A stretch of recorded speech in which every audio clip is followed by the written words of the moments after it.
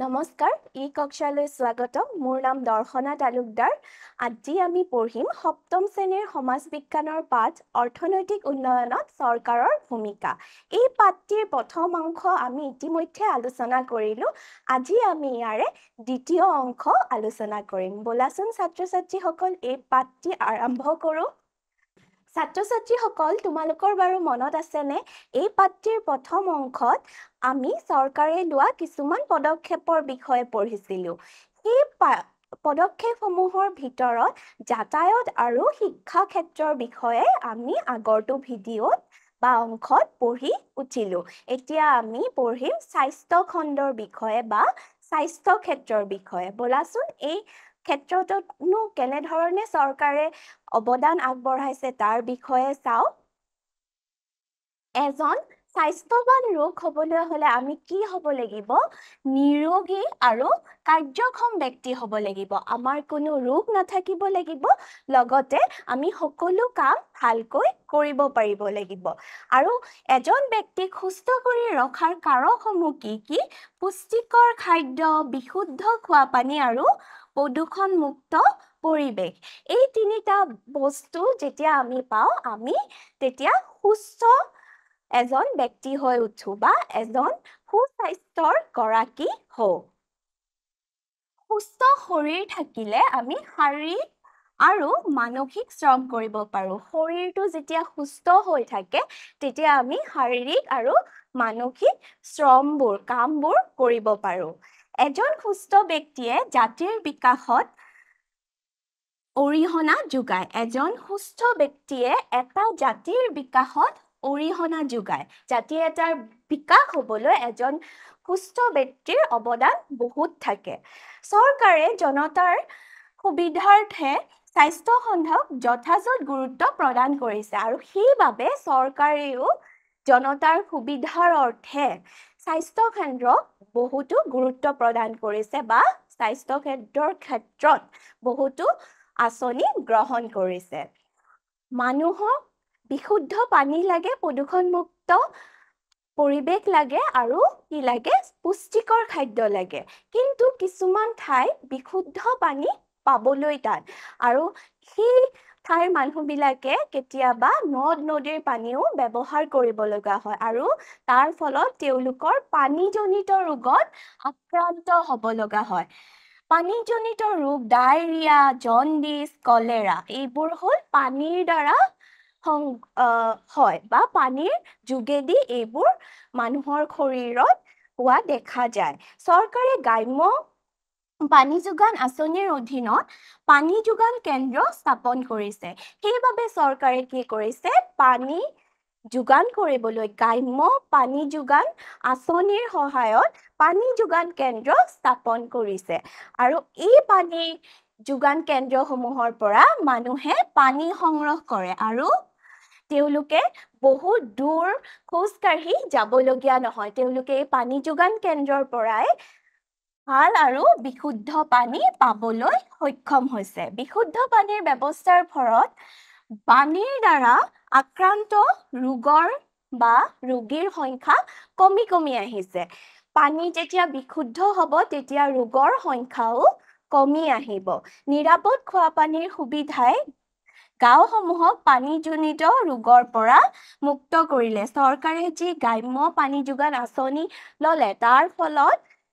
বিশুদ্ধ পানী গাঁওবাসীয়ে পালে আৰু সেই পানীজনিত ৰোগসমূহৰ পৰা তেওঁলোকে মুক্ত হ'ল আৰু গাঁওসমূহ পানীজনিত ৰোগৰ পৰা মুক্ত হোৱা দেখা গ'ল। স্বাস্থ্য খণ্ডত চৰকাৰে বহু আঁচনি গ্ৰহণ কৰিছে। সাধাৰণ লোকক স্বাস্থ্যৰ সুবিধা প্ৰদানৰ বাবে বিভিন্ন ধৰণৰ চিকিৎসালয় স্থাপন কৰিছে। চৰকাৰে স্বাস্থ্য খণ্ডত আৰু কি কৰে? চিকিৎসালয় স্থাপন কৰে, যাতে সকলো মানুহে চিকিৎসা পাব পাৰে। আৰু আমাৰ দেশৰ 70%তকৈও অধিক লোক গাঁৱত বাস কৰে। আমাৰ দেশৰ 70%তকৈও অধিক লোক গাঁৱত বাস কৰে। আৰু গাঁৱত যিবোৰ আৰ্থিকভাৱে দুৰ্বল, দুখীয়া মানুহৰ কাৰণে স্বাস্থ্য সুৰক্ষা আইনৰ অধীনত বিভিন্ন স্বাস্থ্য সেৱা প্ৰদান কৰিছে কোনে প্ৰদান কৰিছে চৰকাৰে প্ৰদান কৰিছে ৰাষ্ট্ৰীয় স্বাস্থ্য মিছন NHM নেশ্যনেল হেল্থ মিছনৰ অধীনত গাঁওসমূহত স্বাস্থ্য কেন্দ্ৰ স্থাপন কৰা হৈছে চৰকাৰৰ এটা মিছন হ'ল ৰাষ্ট্ৰীয় স্বাস্থ্য মিছন বা নেশ্যনেল হেল্থ মিছন এই মিছনটোৰ অধীনত গাঁওসমূহত স্বাস্থ্য কেন্দ্ৰ স্থাপন কৰিছে যাতে গাঁৱৰ মানুহখিনিয়ে চিকিৎসা লাভ কৰে বা ঔষধ পাতিৰ লাভ কৰে স্বাস্থ্য খণ্ডত চৰকাৰে তলত দিয়া ব্যৱস্থাবোৰ গ্ৰহণ কৰিছে স্বাস্থ্য কেন্দ্ৰত চৰকাৰে বহুতো ব্যৱস্থা গ্ৰহণ কৰিছে তাৰে ভিতৰত কেইটামান আমি পঢ়ো আহা আশা কৰ্মীসকলে গৰ্ভৱতী মহিলাক চিকিৎসাৰ পৰামৰ্শ আগবঢ়ায় আশা কৰ্মী নিযুক্তি দিয়া হৈছে আৰু তেওঁলোকে গৰ্ভৱতী মহিলাসকলক চিকিৎসাৰ পৰামৰ্শ দিয়ে লগতে দুৰ্ঘটনা বা গুৰুতৰ ৰোগৰ বাবে 108 ডায়েল কৰি মৃত্যুঞ্জয় সেৱা উপলব্ধ কৰিছে গুৰুতৰ ৰোগ বা দুৰ্ঘটনাৰ বাবে 108ক ফোন কৰি আমি মৃত্যুঞ্জয় সেৱা ল'ব পাৰোঁ আৰু এই মৃত্যুঞ্জয় সেৱাৰ অধীনত আমাৰ অসমত 800খন এম্বুলেন্সে সেৱা আগবঢ়াই আছে স্বাস্থ্য সম্পৰ্কীয় সমস্যাসমূহৰ ওপৰত 104 নম্বৰত ফোন কৰিও বিনামূলীয়া পৰামৰ্শৰ সুবিধাও উপলব্ধ হৈছে আৰু চৰকাৰে কি কৰিছে 104 নম্বৰত ফোন কৰি আমাৰ স্বাস্থ্য সম্বন্ধীয় কিছুমান সমস্যাৰ সমাধান আমি বিনামূলীয়াকৈ পাব পাৰোঁ সেই সুবিধাও চৰকাৰে আমাক দিছে 2019 চনৰ ডিচেম্বৰ মাহৰ পৰা কোভিড-19 মহামাৰীয়ে ভাৰতৰ লগতে পৃথিৱীৰ অন্যান্য দেশতো আতংকৰ সৃষ্টি কৰিছিল 2019 তোমালোকে হয়তো মনত আছে কি আহিছিলে কৰোনা ভাইৰাছ আহিছিলে আৰু কোভিড-19 হৈছিল আৰু সেই সময়ত আমাৰ চৰকাৰে বা অন্য দেশৰ চৰকাৰো বিভিন্ন ব্যৱস্থা হাতত লৈছিলে আৰু তেতিয়া কি হৈছিলে কৰোনা ভাইৰাছৰ আতংক আমাৰ দেশৰ লগতে গোটেই পৃথিৱীখনতে চানি ধৰিছিলে ভাৰত চৰকাৰৰ নিৰ্দেশনা অনুসৰি ৰোগ নিয়ন্ত্ৰণৰ ব্যৱস্থা গ্ৰহণ কৰা হৈছিল ভাৰত চৰকাৰে নিৰ্দেশনা দিছিল আৰু এই ৰোগটো নিয়ন্ত্ৰণৰ ব্যৱস্থা গ্ৰহণ কৰা হৈছিল ভাৰত চৰকাৰৰ সকলোকে বিনামূলীয়া প্ৰতিষেধক চিটাৰ ব্যৱস্থা সুবিধা আগবঢ়াইছে আৰু আমাৰ ভাৰত চৰকাৰে এই কোভিড-19 মহামাৰীৰ পৰা ভাৰতৰ জনসাধাৰণক ৰক্ষা কৰিবলৈ এটা প্ৰতিষেধক চিটাও আগবঢ়াইছিল আমি সকলোৱে সেই চিটা গ্ৰহণ কৰিছো চৰকাৰে ৰাজ্যিক আৰু কেন্দ্ৰীয় ৰূপায়ণৰ জৰিয়তে জনস্বাস্থ্যৰ বাবে কাম কৰে ৰাজ্যিক চৰকাৰেও আৰু কেন্দ্ৰীয় চৰকাৰো জনস্বাস্থ্যৰ বাবে কাম কৰি আহিছে এই প্ৰচেষ্টাসমূহৰ ভিতৰত জনসাধাৰণ উপকৃত হয় জনসাধাৰণ উপকৃত হয় নে নাই এই যে আঁচনিসমূহ লয় চৰকাৰে তাৰ দ্বাৰা আমি জনসাধাৰণবোৰ উপকৃত হওঁ অসম চৰকাৰৰ অধীনস্থ স্বাস্থ্য বিভাগেও কেইবাটাও আঁচনি আৰম্ভ কৰি শিশু স্বাস্থ্যক যথাযথ গুৰুত্ব প্ৰদান কৰিছে আৰু অসম চৰকাৰৰ অধীনস্থ যিটো স্বাস্থ্য বিভাগ আছে সেইটো শিশু স্বাস্থ্যৰ ওপৰত বহুতো আঁচনি গ্ৰহণ কৰিছে সেই আঁচনিসমূহৰ ভিতৰত দুটা আঁচনিৰ বিষয়ে আমি পঢ়ো আহা অপাৰেশ্যন স্মাইল এটা আঁচনি হ'ল অপাৰেশ্যন স্মাইলৰ অধীনত জন্মতে উট ফাটি যোৱা শিশুসকলক স্বাভাৱিক ৰূপ দিবলৈ অস্ত্ৰোপচাৰ কৰা হৈছে এটা আঁচনি হ'ল অপাৰেশ্যন স্মাইল আৰু এই অপাৰেশ্যন স্মাইলৰ অধীনত কি কৰে যিবোৰ শিশুৰ বা বাচ্চাৰ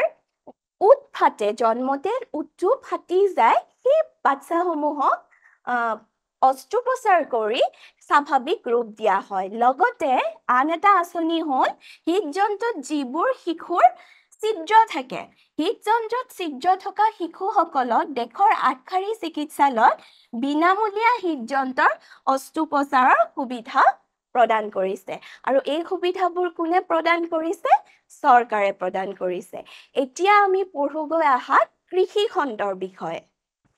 কৃষি খণ্ড আমাৰ দেশৰ কৃষি প্ৰধান বৃত্তি আমাৰ ভাৰতবৰ্ষৰ প্ৰধান বৃত্তি কি কৃষি মুঠ জনসংখ্যাৰ 70% অধিক লোক কৃষি কৰ্মত নিয়োজিত হৈ আছে আমাৰ দেশৰ মুঠ জনসংখ্যাৰ 70% 70%তকৈ অধিক লোক এই কৃষিত নিয়োজিত হৈ আছে মানে এই 70% লোকে কৃষি কৰ্ম কৰি জীৱন নিৰ্বাহ কৰে কৃষিৰ ক্ষেত্ৰত উন্নতি নহলে এই লোকসকলে সুস্থ জীৱন যাপন কৰিব নোৱাৰে আৰু কৃষি ক্ষেত্ৰত যদি উন্নতি নহয় তেতিয়াহলে কি হয় এই যিবোৰ কৃষক মানুহ তেওঁলোকৰ জীৱনবোৰ সুস্থ নহয় সেয়েহে উন্নয়নৰ প্ৰক্ৰিয়াত কৃষি ক্ষেত্ৰত যথেষ্ট গুৰুত্ব প্ৰদান কৰা হয় যাতে কৃষক ৰাইজৰ উপাৰ্জন বৃদ্ধি পায় আৰু চৰকাৰে উন্নয়ন প্ৰক্ৰিয়াত কৃষি ক্ষেত্ৰত যথেষ্ট গুৰুত্ব দিয়ে যাতে এই কৃষক ৰাইজখিনিৰ উপাৰ্জন বৃদ্ধি হয় তেওঁলোকৰ আয় বৃদ্ধি হয় চৰকাৰে কৃষিক আধুনিকৰণো কৰিছে কি কৰিছে আধুনিকীকৰণ কৰিছে মানে নতুন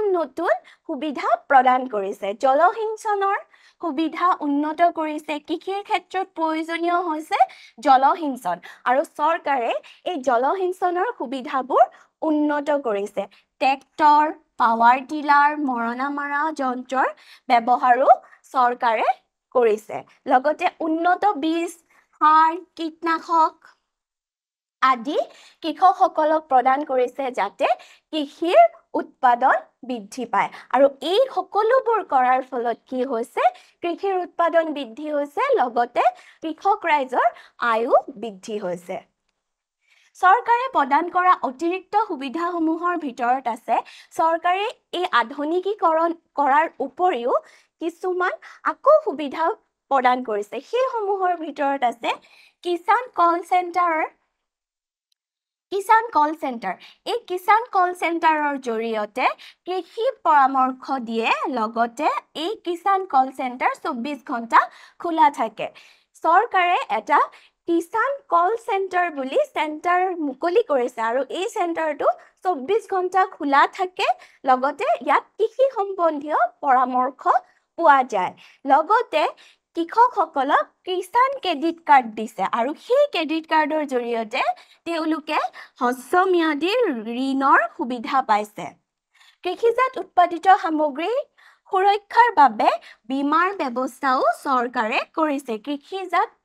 উৎপাদিত মানে কৃষিৰ দ্বাৰা উৎপাদিত যিবোৰ সামগ্ৰী আছে সেইবোৰৰ সুৰক্ষাৰ বাবেও বীমাৰ ব্যৱস্থা কৰা হৈছে দৰিদ্ৰ কৃষকসকলৰ বাবে মাহিলী পেঞ্চন দিয়াৰো ব্যৱস্থা কৰা হৈছে দৰিদ্ৰ যি কৃষক আছে তেওঁলোকক মাহিলী পেঞ্চনো দিয়াৰ ব্যৱস্থা কৰিছে আমাৰ দেশৰ কৃষক সমাজ এই সুবিধাসমূহৰ পৰা যথেষ্ট উপকৃত হৈছে আৰু দেশৰ অৰ্থনৈতিক উন্নয়নৰ দিশত কৃষি ক্ষেত্ৰৰ অৱদান উল্লেখযোগ্য আমাৰ দেশৰ যিবোৰ কৃষক আছে তেওঁলোকৰ সমাজখনে এই যিবোৰ চৰকাৰে সুবিধা প্ৰদান কৰিছে তাৰ পৰা উপকৃত হৈছে আৰু লগতে কৃষি খণ্ডৰ উৎপাদন বৃদ্ধি হৈছে আৰু অৰ্থনৈতিক উন্নয়নৰ দিশত কৃষি খণ্ডৰ অৱদান উল্লেখযোগ্য বুলি আমি ক'ব পাৰো এতিয়া আমি আহো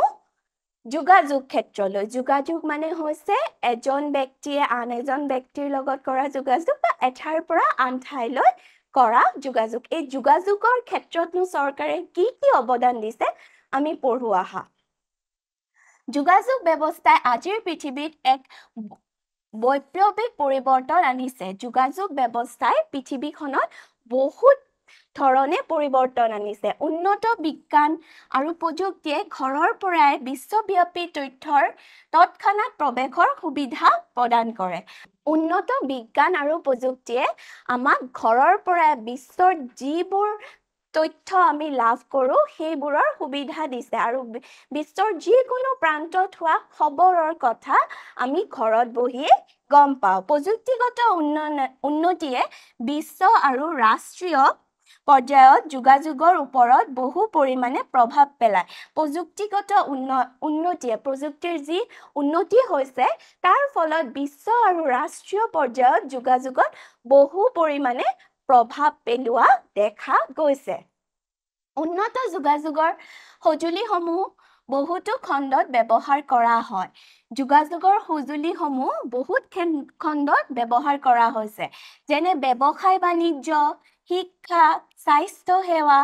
আইন আৰু শৃংখলা আৰু ৰাষ্ট্ৰীয় প্ৰতিৰক্ষা যোগাযোগৰ আহিলাসমূহ আমি বহু ক্ষেত্ৰত ব্যৱহাৰ কৰিব পাৰোঁ ব্যৱসায় বাণিজ্য কৰিবলৈও ব্যৱহাৰ কৰিব পাৰোঁ লগতে আমাৰ শিক্ষা ব্যৱস্থাটো ব্যৱহাৰ কৰিব পাৰোঁ স্বাস্থ্য সেৱাটো ব্যৱহাৰ কৰিব পাৰোঁ আইন শৃংখলা ৰক্ষা কৰাটো ব্যৱহাৰ কৰিব পাৰোঁ আৰু এখন দেশৰ প্ৰতিৰক্ষাটো আমি যোগাযোগ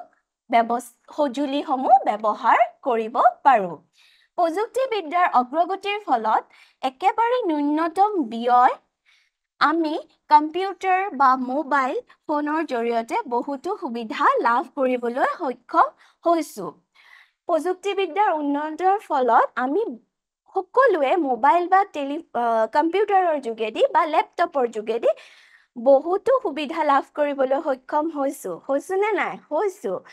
আৰু সুলভ মূল্যৰ ইণ্টাৰনেটৰ জৰিয়তে ব্যৱসায় বিত্তীয় প্ৰতিষ্ঠানে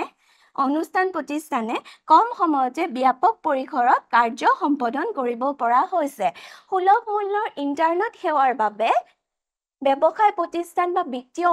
প্ৰতিষ্ঠানে কম সময়তে ব্যাপক পৰিসৰত কাৰ্য সম্পাদন কৰিব পৰা হৈছে এইবোৰ সকলো হৈছে প্ৰযুক্তিবিদ্যাৰ উন্নয়নৰ লগতে আমাৰ প্ৰযুক্তিৰ সহায়ত হোৱা যোগাযোগ ব্যৱস্থাৰ উন্নয়নৰ ফলত যোগাযোগৰ সঁজুলিৰ ব্যাপক ব্যৱহাৰৰ শিক্ষাটো দেখা পোৱা যায় শিক্ষা খণ্ডতো যোগাযোগ সঁজুলিৰ ব্যৱহাৰ দেখিবলৈ পোৱা যায় আমাৰ ছাত্ৰ ছাত্ৰীসকলে ঘৰৰ পৰাই অনলাইনত বিভিন্ন উৎসৰ পৰা শিকিব পাৰে আমাৰ আজিকালি ছাত্ৰ ছাত্ৰীসকলে তোমালোকে অনলাইনত কিবা এটা সাৰ্চ কৰিয়ে সকলো শিকিব পাৰা উন্নত যোগাযোগ ব্যৱস্থাই বহু তথ্য দ্ৰুতভাৱে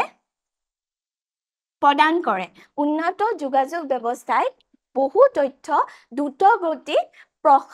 প্ৰচাৰ কৰে আৰু এই ব্যৱস্থাসমূহৰ বাবে জটিল কামো সহজে কৰিব পৰা পৰিলক্ষিত হৈছে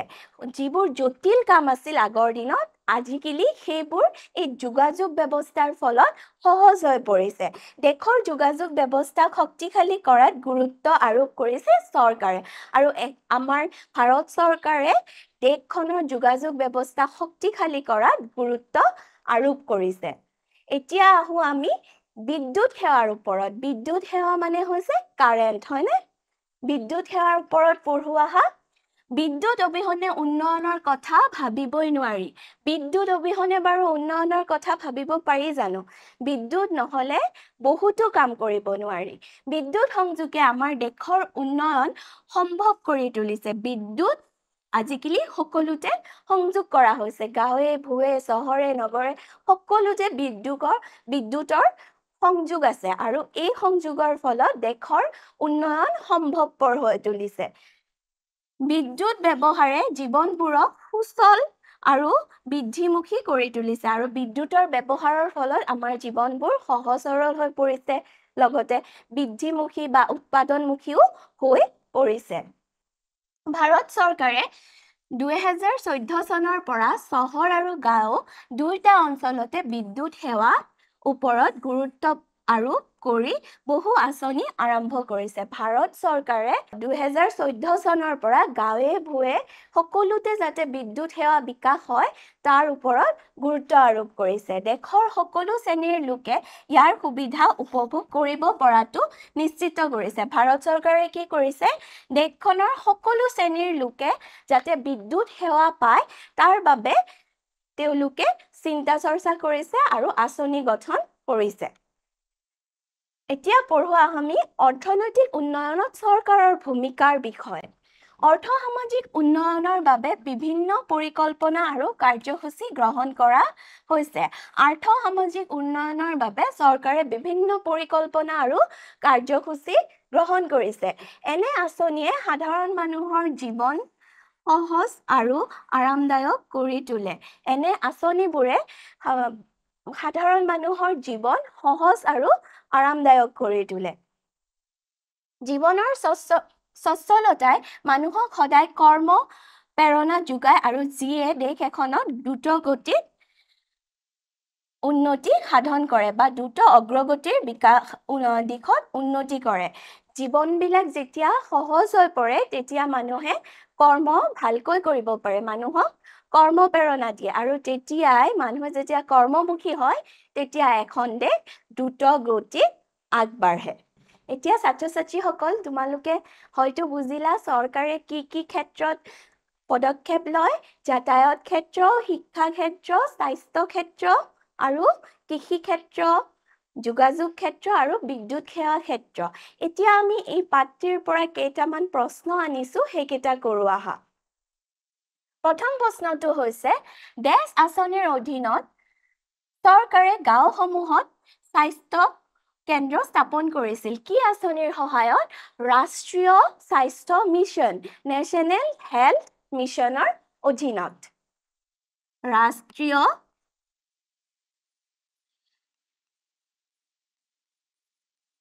ৰাষ্ট্ৰীয় স্বাস্থ্য মিছন